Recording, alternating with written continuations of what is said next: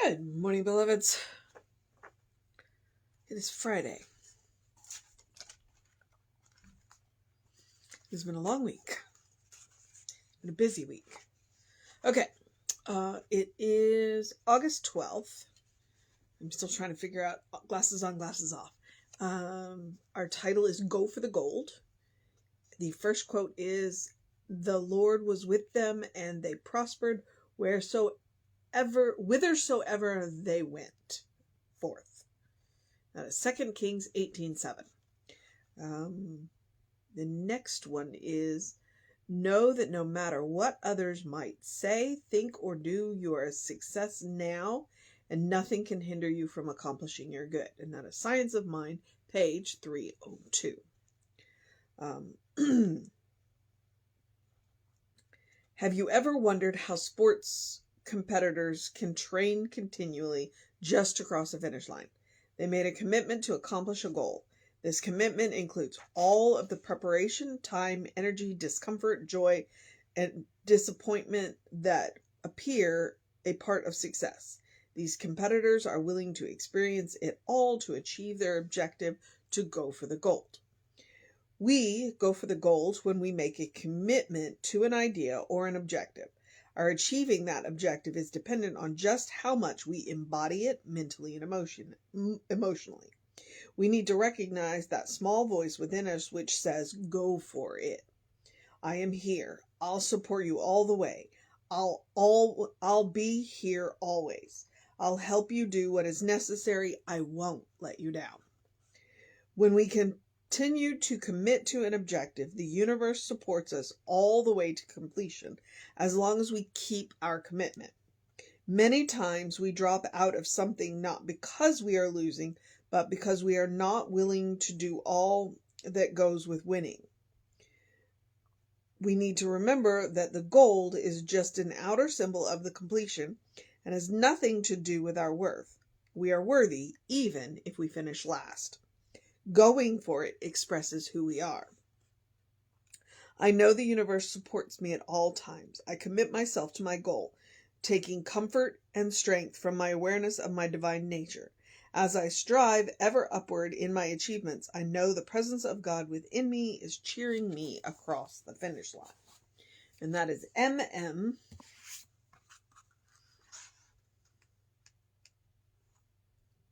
Which is Marilyn Mooney. I was right. I wasn't sure I was right, so I was like, eh. Okay. All right. So there's a couple of lines in here that are pretty incredible. Many times we drop out of something not because we are losing, but because we are not willing to do all that goes with winning. Not because we are losing. We are not dropping out because we are losing. We are dropping out because the commitment is too big.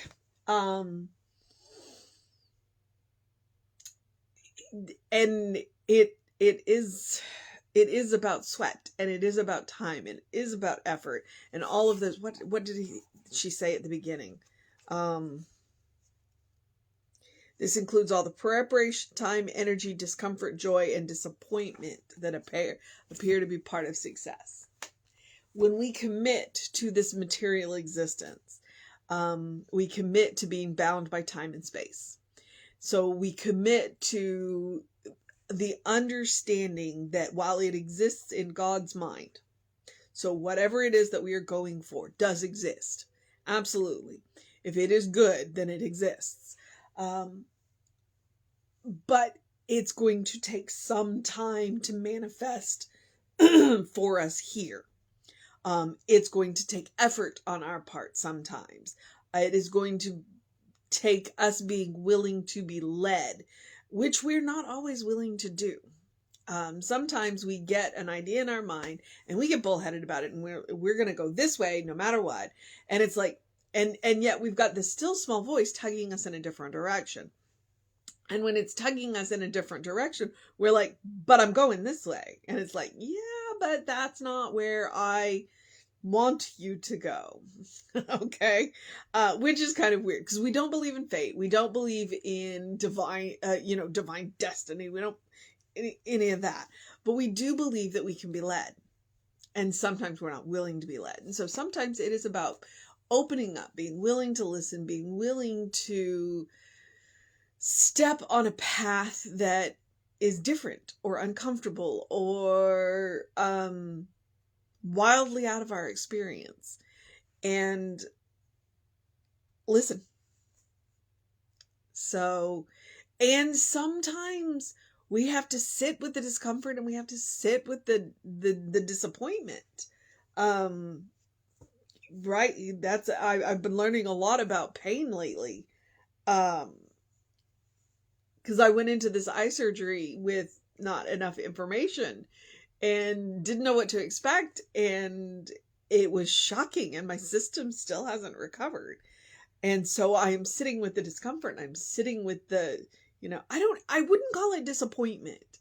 I wouldn't call it disappointment, but it is definitely uncomfortable. And listen, and I'm trying to listen.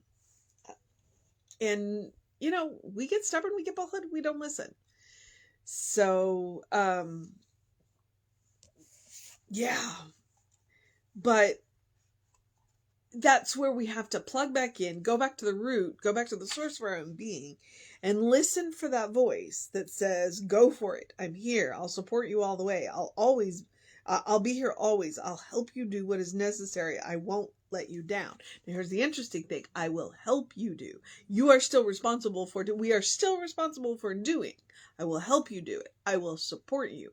And support sometimes looks different. It's like Spirit can't do for us, because it can only do for us what it can do through us. And when we are not willing, when we're not, sometimes we get stuck in a narrow channel and we're not willing to get out of it. And Spirit's going, you know what? There's a much bigger one, lane over here. I just need you to, so,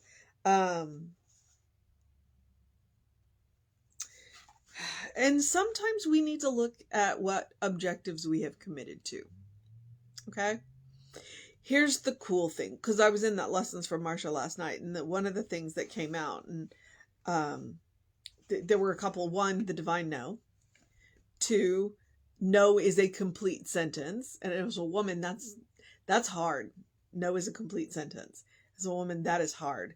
Very rarely are women allowed to stop at no. And so we've just got to take that and just say no and walk away. But one of the other things is I'm allowed to change my mind.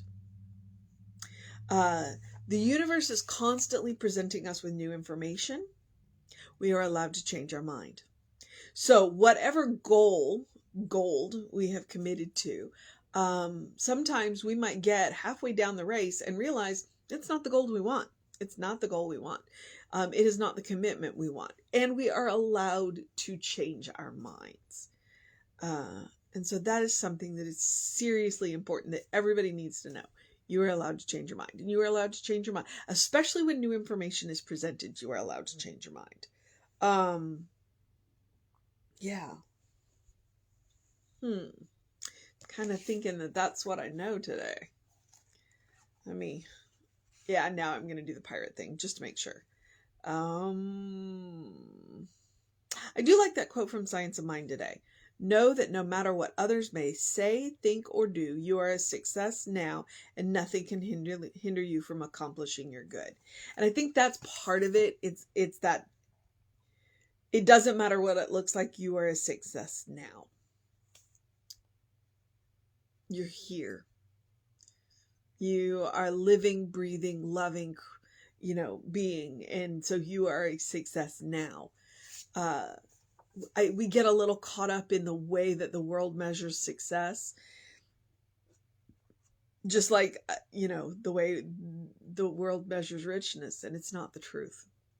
So you are a success now. All right. Let me check and see if there was anything else.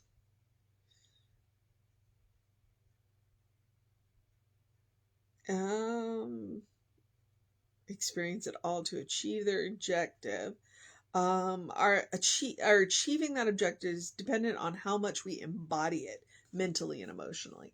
That goes back to that law of mental equivalence. and embodying. And some, I get it. Some days that's hard. Some days when my pain level's really high, I don't want to embody it anymore. And it's like, I'm just tired. I want to go home and take a nap. Well, here's the good news. That's okay. Going home and taking a nap is okay. Taking a break is okay. As long as when you get up from that break, when you get up from that nap, you are willing to recommit. And even if you're recommitting to a different goal, because that's okay. Like I said, you can change your mind. The point is that you are recommitting to a goal. It doesn't have to be the original one. So, and then, regular spiritual practice where you plug in and you listen. To listen to that voice that says, I'm always here. I'll help you do what is necessary. I'm here. I'll support you all the way. I won't let you down. All right. And then she has this fantastic treatment, our little affirmation down here. I know the universe supports me at all times. I commit myself to my goal, taking comfort and strength from my awareness of my divine nature. As I strive ever upward in my achievements, I know the presence of God within me is cheering me across the finish line. And I think that right there, that last line in that affirmation is going to be the mission for today. Okay? Because I think we need that. We need to know that no matter what, somebody is in our corner, and spirit is always going to be in our corner. So the mission today, should we choose to accept it, is to know the presence of God within us is cheering us on. All right? Because it's the truth. The presence of God wants us to be happy. God wants us to be healthy. God wants us to be prosperous. God wants all of that. God does not want us to suffer. We make choices and create that. So the mission today is to know that the presence of God within us is cheering us on. All right. That's the mission today. Should we choose to accept it? And I hope that you do. I hope that you are willing to accept that God is cheering you on always. Spirit is cheering you on always. And I am going to, suggest the other spiritual practice, because I mentioned taking a nap. The other spiritual practice is about doing something loving for yourself, doing something kind for yourself, doing something compassionate for yourself, whatever that looks like. We are here to live. We are here to experience. And part of that looks like taking care of ourselves. But it also means making sure that we're actually enjoying something. If there is not a spark of joy in your life, then you are legitimately going to ask, what is the point? So you've got to make sure that you make time in your day, every day, to fully enjoy something. Engage all 5 of your senses and fully enjoy something, whatever that is. Frequently we eat food way too fast. Okay. So that's one of the reasons why I lean on that. It's like, it can be a small meal, it can be a big meal, it doesn't matter. It can be a cup of coffee, it can be a cup of tea, but to engage all 5 senses and really enjoy that cup of coffee, enjoy that cup of tea. It's a small thing that can have a big impact. All right. But it's about taking a breath before you speak. It's about taking a nap when you need one. It's about going and taking a walk when you just need to. Walking is a great time to listen, especially if you take a walk by yourself. I thoroughly enjoy walking with my husband, but one of the things that I enjoy about that one day of the week where he goes to work before I get really going, which is his choice, I take that walk by myself, and it allows me to get in my own head and listen to whatever it is that comes out. So, make that effort, take care of yourself, and create that habit. When you practice on yourself, 1, you deserve your own love, your own kindness, your own compassion. Absolutely. You're a beloved child of God. You deserve that. But you also are creating a habit. you're creating a first response, a default setting, so that no matter what happens, you can have that loving, kind, compassionate response. And you have a little extra when you meet people that need a little extra.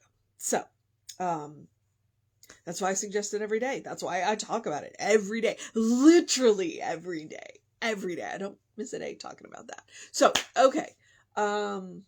The other things are the normal things. Do something to engage your mind and your body. Please drink plenty of water. Go get that early in your day bright light. Reset those circadian rhythms. It is science.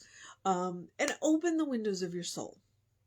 Allow that breath of heaven to remind you, you live in heaven right here, right now.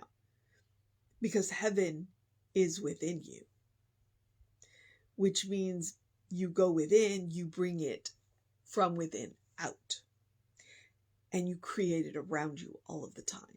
And one of the ways that you can do that, Emma's advice, is to look for the good and praise it. And I advocate looking for the little good, because there's always a lot of little good around us. Sometimes the big good's hard to find.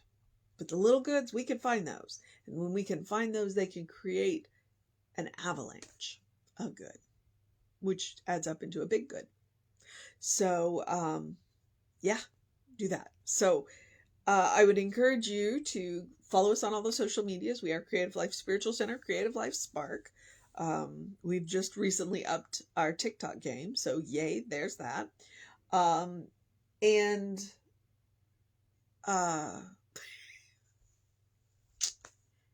there it goes.